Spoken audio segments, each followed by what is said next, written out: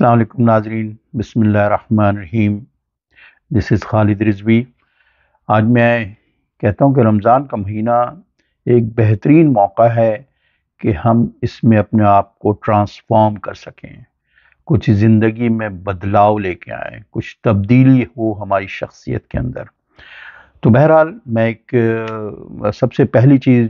جس پہ میں بولنا چاہتا ہوں وہ غزہ کی صورتحال پہ، کہ ہم تو روزہ رکھ رہے ہیں ہم سب، اور ہم افطار بھی اچھا خاصا کریں گے اور سحری بھی ہوگی، لیکن وہاں تو بیچارے معصوم بچے، خواتین، مرد اسٹارویشن کا شکار ہیں، بھوک 2 ملین لوگ، اور اوپر سے بمباری ہو رہی ہے، اور ان کے لیے دعائیں کریں، اور جو بھی کچھ ہو سکتا ہے کاش کہ ہماری امت جو ہے اس میں اتنی ہمت ہو کہ ان کی مدد کر سکیں، آمین۔ اور ان لوگوں کے لیے ہم بھرپور احساسات اور جذبات کے ساتھ ان کے دکھ کو محسوس کریں اور ان کے لیے دعا کریں۔ اسی کے ساتھ میں رمضان کے روزے کے سلسلے میں جو آیت ہے، یا ایھا الذین آمنوا کتب علیکم الصیام کما کتب علی الذین من قبلکم لعلکم تتقون، سورہ بقرہ کی 183 آیت ہے، کہ اس میں اللہ تعالیٰ فرماتے ہیں کہ اے ایمان والو، یہ فرض کیے گئے ہیں یہ روزے پہلے بھی لوگوں پہ جس طرح تم پہ فرض کیے گئے ہیں، تاکہ تم میں تقوی پیدا ہو۔ تقوی، اب تقوی کیا ہے، تقوی کس طرح پیدا ہو، اور یعنی کس طرح سے تقوی پیدا ہو، اس سلسلے میں عرض کرنا چاہتا ہوں کہ اس میں مقصد صرف یہ نہیں ہے روزے فرض کروانے کا کہ اللہ تعالی ہمیں کوئی بھوکا رکھنا، یا بھوک اس سے اللہ کو کچھ فائدہ ہو جائے گا، ایسا کچھ بھی نہیں ہے، بلکہ ہمارے اندر تقوی ہو، اور تقوی اسی کو نفس کے تزکیے کو کہتے ہیں، کہ انسان کا وجود 2 حصوں میں ہے،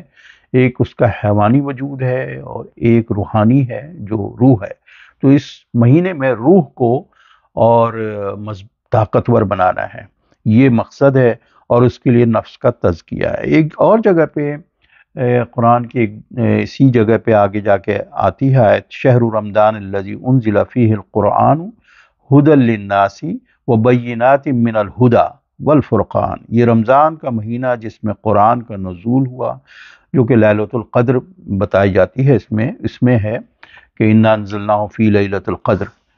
بے شک لیلۃ القدر میں نازل کیا گیا ہے، انسانیت کے لیے رہنما ہے اور واضح ہے، جو واضح ہدایت ہے اور حق کو باطل سے الگ کر دینے والا ہے۔ تو یہ قرآن کے متعلق کہا گیا ہے کہ حق کو باطل سے علیحدہ اسی مہینے میں نازل ہوا۔ تو ہم اسے رمضان کا مہینہ دراصل قرآن کا مہینہ بھی ہے، تو جو کہ ہدایت اور تقوی حاصل کرنے کا بہترین ذریعہ ہے۔ اب ہم اس میں نمبر 1 آتے ہیں کہ قرآن کی تلاوت ہمیں زیادہ سے زیادہ کرنا چاہیے، اور اس پہ ریفلیکٹ کرنا چاہیے، غور و فکر کرنا چاہیے، کانٹمپلیٹ کرنا چاہیے، تدبر کرنا چاہیے، تب جا کے اس کے فوائد، تاکہ ہمارے اندر کے احساسات اور ہمارے وجدان وہ ایکٹیویٹ ہوں اور ہم اس کو اچھی طرح سے جذب کر سکیں۔ تو یہ اصل ہے کہ قرآن ایک نور ہے، اور جس کا ایک سرا اللہ کے ہاتھ میں ہے، دوسرا انسانیت کے پاس ہے۔ تو اپنے اندر کے زنگ کو، جو قلب میں زنگ لگ جاتا ہے، اللہ کے رسول صلی اللہ علیہ وسلم سے جب کسی نے پوچھا تو انہوں نے کہا کہ تمہارے قلب میں زنگ لگ جاتا ہے، اور اس کو قرآن کو پڑھو، اور پڑھنے سے مطلب فکر تدبر کے ساتھ، احساسات کے ساتھ، اور موت کو یاد کرو۔ تو یہ 2 چیزیں ہیں۔ اس سلسلے میں غور و فکر کے سلسلے میں ایک اور آیت آئی ہے، جس میں سورہ 7 کے 29 نمبر آیت ہے، کتاب انزلناہ الیک مبارک لیدبروا آیاتہ ولیتذکر اولی الالباب، یہ ایک برکت والی کتاب ہے، ہم نے تمہاری طرف اتاری ہے تاکہ لوگ اس کی آیات پر غور کریں، اور عقل رکھنے والے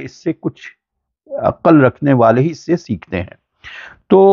اولی الالباب کہا گیا ہے، الباب اس کو کہتے ہیں، لفظ لب سے بنا ہے، لب کا مطلب جو ہوتا ہے وہ ہوتا ہے خالص عقل، یعنی جس پہ جبلت یا جذبات کا غلبہ نہ ہو۔ تو ہم جب عقل کو استعمال کرتے ہیں، فکر کرتے ہیں، تدبر کرتے ہیں، تو پھر اس کا جو وہ کھٹکنا جو ہوتا ہے وہ کھٹکاتا ہے، وہ ہمارے قلب کے دریچے کو کھولتا ہے۔ جیسے ایک آیت ہے سورہ آل عمران میں یہی بات کہی گئی ہے، ان فی خلق السماوات والارض واختلاف اللیل والنہار لآیات لأولی الالباب والذین یذکرون اللہ قیاما وقعودا وعلی جنوبہم ویتفکرون فی خلق السماوات والارض ربنا ما خلقت هذا باطلا سبحانک فقنا عذاب النار۔ تو یہ آیت ہے دل کی غفلت کو دور کرنے کے لیے۔ کہا گیا ہے کہ بلا شبہ آسمان اور زمین کی خلقت میں اور رات اور دن کی گردش میں، آتے جاتے میں ارباب دانش کے لیے یعنی اولی الالباب کے لیے بڑے معرفت حق ہے، یعنی اللہ کو سمجھنے کا کہ یہ سارا نظام کون چلا رہا ہے۔ تو آگے جا کے بات ہوتی ہے کہ اٹھتے بیٹھتے ہر حال میں اللہ کو جو یاد کرتے ہیں، جن کا شیوا ہوتا ہے، تو آسمان و زمین کی خلقت پہ غور و فکر کرتے ہیں۔ اس کے ذکر و فکر کا نتیجہ یہ نکلتا ہے کہ ان پر معرفت یعنی حقیقت کا دروازہ کھل جاتا ہے۔ وہ پکار اٹھتے ہیں، خدایا یہ سب کچھ تو نے یوں ہی عبث تو نہیں بنایا ہے، اور ہمیں اس وقت کے عذاب سے یعنی اس سے بچا، ہمیں عذاب آتش سے۔ تو یہ ایک ہے کہ جب ہم غور و فکر کرتے ہیں، کائنات پہ سوچتے ہیں کہ یہ آسمان، یہ گلیکسیز، یہ جو نظام جو چل رہا ہے، یہ اس پہ جب غور و فکر کرتے ہیں، یہ یوں ہی تو نہیں ہے، تو ہمیں چاہیے کہ ہم کمرے سے باہر آسمان کی طرف دیکھیں اور اس پہ غور و فکر کریں، تو یہ جو چیز ہوگی ہمارے قلب کی طرف جائے گی اور قلب کے زنگ کو ختم ہوگی۔ جیسا کہ ایک دانشور آدمی جو کہ غیر مسلم ہی تھا، لیکن وہ یہ کہتا تھا کہ آپ مسجد میں جاتے ہیں تو اللہ کو یاد کرتے ہیں، لیکن میں جب کائنات پہ غور و فکر کرتا ہوں تو مجھے خدا یاد آتا ہے۔ تو یہ ایک چیز ہے۔ اس کے علاوہ ہم آتے ہیں کہ قرآن سے کہ چھوٹی چھوٹی، میں آپ کو ایک ایڈوائز کروں گا کہ کوشش کریں کہ قرآن کی چھوٹی چھوٹی آیات کو آپ زبانی یاد کریں، یاد بھی کریں اور اس کو سمجھیں اور فکر کریں۔ یہ ہمارے عام زندگی کے لیے بہترین کوٹیشنز ہیں، وزڈمز ہیں، جیسے قولوا للناس حسنا، اچھی گفتگو کرو، جسے ہم کہتے ہیں نا زبان شیریں ملک گیری، بڑے بڑے سیلز اسٹریٹجیز بنائے جاتے ہیں اسی پہ۔ تو یہ ہے، اسی طرح سے ہے وَإِذَا سَأَلَكَ عَنِّي فَإِنِّي قَرِيبٌ وَإِذَا سَأَلَكَ عِبَادِي أَنِّي فَإِنِّي قَرِيبٌ أُجِيبُ دَعْوَةَ الدَّاعِ إِذَا دَعَانِ۔ اے اللہ کے رسول صلی اللہ علیہ وسلم سے اللہ تعالیٰ کہتے ہیں کہ تم سے پوچھتے ہیں کہ میں کہاں ہوں، میں ان کے بہت قریب ہوں، بہت قریب ہوں، اگر وہ دعا کرتے ہیں تو ہم اس کا جواب دیتے ہیں۔ تو اسی طرح سے وَبَشِّرِ الصَّابِرِينَ کہ خوشخبری سناؤ، گلیڈ ٹائڈنگ صبر کرنے والوں کے لیے۔ صبر ایک کیفیت کا نام ہے، ایک نفسیاتی کیفیت کا نام ہے کہ جب ہم صبر کرتے ہیں تو صبر جبلت اور جذبات کو روکتے ہیں، تو ہمارے عقل کا استعمال عقل سے فلٹر ہوتا ہے۔ تو یہی وجہ ہے کہ صبر جو ہے وہ ہمارے اندر، صبر کے معنی پیشنس صرف نہیں ہے، صبر ایک ریئیکشن کے بجائے ہم پرو ایکٹیو اپروچ اپناتے ہیں، اور ہمیں استقامت دیتا ہے، ہمیں اپنے اصولوں پہ، ہمارے جو تعلق ہے اللہ سے یا دین سے، اس پہ ہم مضبوط ہوتے ہیں۔ آج جو ریزیلنس دکھا رہے ہیں غزہ کے بچے، غزہ کے لوگ، ان کے والدین جن کے بچے اس دنیا سے چلے گئے ہیں، وہ ایک بہت بڑی مثال ہے۔ اس کو دیکھ کے بہت غیر مسلم اسلام لے کے آ رہے ہیں۔ یہ صبر، یہ جو صبر ہے، یہ کس طرح سے انسان کے اندر پیدا ہو، تو یہ اس کا طریقہ یہی ہے کہ ہمیں قرآن سے اور اللہ کی معرفت اگر ہو جائے، ہمارا یقین اس لیول تک پہنچ جائے معرفت کا، تو پھر اس کے بعد ہمارے اندر صبر بھی آ جاتا ہے کہ ہر چیز بإذن اللہ ہے، اللہ کی طرف سے ہے، اور اسی کی جزا ہمیں دنیا اور آخرت میں ملے گی۔ اس کے ساتھ ہم یہ جو ہمارا اصل جو مقصد ہے اس رمضان میں روزے رکھنے کا، تو وہ یہ ہے کہ ہم نفس کا تزکیہ کریں، یعنی اپنے روح کو پیوریفائی کریں، پیوریفیکیشن آف سولز کریں، اس کے لیے ہمیں کوشش کرنا چاہیے، کیونکہ انسان کے نفس جو ہے ایک ہے جو یہ ایک اس سے اسٹرگل کرنا پڑتا ہے جسے جہاد اکبر کہا ہے اللہ کے رسول صلی اللہ علیہ وسلم نے، اور وہ کیا ہے کہ اپنے اندر سے حسد، اپنے اندر سے بغض، تکبر اور مسد غیبت اور یہ ملاوٹ اور یہ رشوت، اس طرح کی ساری برائیاں جو ہمارے نفس کی برائیاں ہیں، اس کو دور کرنے کی طرف ہمیں کوشش کرنا چاہیے، اور اس کا طریقہ یہی ہے کہ اس کے لیے عزم کرنا چاہیے، ایک جد و جہد کرنا چاہیے کہ ہمارے اندر ٹرانسفارمیشن جو اصل ہوگی وہ اسی سے ہوگی، اور وہ چیزیں ہمارے اندر ہونی چاہیے جو سورہ حجرات میں بھی اس کا ذکر کیا گیا ہے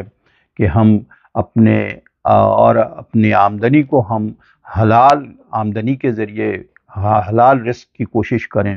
تو یہ ساری چیزیں ہیں کہ جب تک کہ ہمارا قرآن کی سورہ فاطر میں اس بات کو بتایا گیا کہ ہمارا کلمہ طیبہ، ہم جتنی دفعہ بھی اللہ کا نام لیں، بڑے بڑے کلمات پڑھیں